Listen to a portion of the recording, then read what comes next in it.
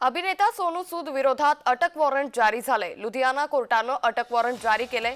फौजदारी खटल्यात साक्षीदार म्हणून अनेकदा समन्स बजावल्यानंतरही कोर्टात हजर न राहिल्यानं हा निर्णय घेण्यात आलाय। ओशिवरा पोलीस ठाण्यात समन्स पाठवले। पुढील सुनावणी 10 फेब्रुवारीला होणार असल्याची माहिती सध्या समोर येते। या संदर्भात अधिक माहिती घेऊयात आमचे प्रतिनिधी शुभम उमाळे यांच्याकडून। शुभम, लुधियाना कोर्टानं अटक वॉरंट जारी केलंय, काय अधिक माहिती?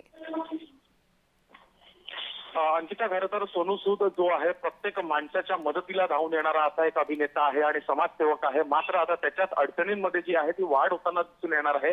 आणखी त्याच्या विरोधात अटक वॉरंट जे आहे ते जारी करण्यात आलेलं आहे लुधियाना कोर्ट यांच्याकडनं। आणि त्यांनी अंधेरी पोलिसांना असं सांगितलंय की ताबडतोब त्वरित त्यांना अटक करा आणि या ठिकाणी घेऊन या। प्रकरण असं आहे की लुधियानामधील एक वकील राजेश खन्ना यांनी मोहित शुक्ला यांच्या विरोधात 10 लाख रुपयाची फसवणूक केल्याची तक्रार दाखल केली होती आणि बनावट नाण्यांमध्ये गुंतवणूक करण्याच्या बहाण्याने 10 लाख रुपयाची फसवणूक केल्याची तक्रार यामध्ये जी आहे सोनू सूद हे साक्षीदार म्हणून आहेत। वारंवार त्यांना नोटीस बजावून देखील ते तारखांना उपस्थित न राहिल्यामुळे आता कोर्टाने असा निर्णय घेतला की सोनू सूद यांच्या विरोधात अटक वॉरंट जे आहे ते जारी केलेलं आहे आणि याची पुढील सुनावणी जी आहे 6 फेब्रुवारी रोजी होणार आहे। आता यावर सोनू सूद किंवा त्याच्या टीमकडनं काय उत्तर येतं किंवा काय प्रतिक्रिया येतं हे पाहावं लागणार आहे। आणि सोबतच आज काही हालचाली होतात का, त्याला अटक होते का, की तो स्वतःहून 10 तारखेला पंजाब लुधियानाला या ठिकाणी जाईल, हे पाहणं महत्त्वाचं असणार आहे आता। नक्कीच, त्यामुळे एकंदरीतच या पुढची कारवाई कशा पद्धतीने असेल, सोनू सूद कडून काय प्रतिक्रिया येईल हे पाहणं महत्त्वाचं ठरेल। धन्यवाद शुभम, आपण दिलेल्या सविस्तर माहितीसाठी।